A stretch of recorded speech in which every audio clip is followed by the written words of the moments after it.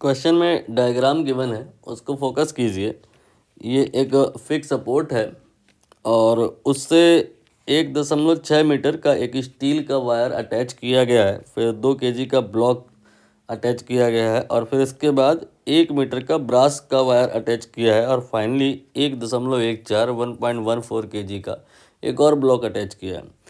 Bros में भी elongation होगा, इसमें भी एलोंगेशन होगा, टोटल भी एलोंगेशन होगा। यहाँ पूछा है ओनली स्टील में बताओ कितना एलोंगेशन होगा। तो स्टील के लिए हम यंग मॉडुलस का जो कंसेप्ट है वो अप्लाई करेंगे। होता क्या है, फोर्स डिवाइड बाय एरिया, ये स्ट्रेस होता है, ये young modulus multiplied by strain के बराबर होता है और स्ट्रेन जो होता है x/L होता है। x क्या होता है, जो L में चेंज आता है, L मतलब लेंथ ऑफ द वायर में जो चेंज आता है उसे ही यहाँ पे x कहा गया है। ठीक है, ये कहानी आपको पहले से आनी चाहिए, तब ये क्वेश्चन बेहतर क्लियर हो पाएगा। अब यहाँ पर स्टील वायर में फोर्स टेंशन ये कितना आएगा, तो यहाँ पर स्टील वायर के नीचे का जितना भी वेट है सब का सब क्या करेगा, मिलके इस स्टील वायर को नीचे की दिशा में खींचेगा, लेकिन रूफ की वजह से नीचे मोशन नहीं कर पाएगा, रूफ ऊपर को खींचेगी और इस स्टील वायर में टेंशन आ जाएगी और ये स्टील वायर एलोंगेट कर जाएगा। तो पहले टेंशन निकाल लो, ये होगा जो नीचे का वेट है सारा, ये 2 और 1.14, तो 3.14 kg जो वेट है करस्पॉन्डिंग टू दैट न्यूटन में जो आएगा, आप इसमें 10 से मल्टीप्लाई कर सकते हैं, कहा भी है इन्होंने 10 ही लेना। तो यहाँ पे F का वैल्यू तो पता चल गया, रख दिया मैंने।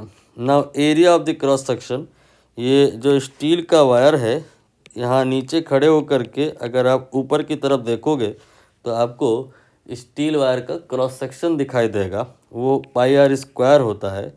पाई का वैल्यू 3.14 और आर की वैल्यू क्वेश्चन में दे दी है 0.2 सेंटीमीटर है, मीटर में कर लेंगे तो ये आपका आएगा 2 × 10⁻³ एंड आर का चूँकि स्क्वायर है तो मैंने स्क्वायर कर दिया।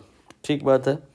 नाउ इसके बाद में हम आगे के जो टर्म्स हैं उन पर फोकस करेंगे। For example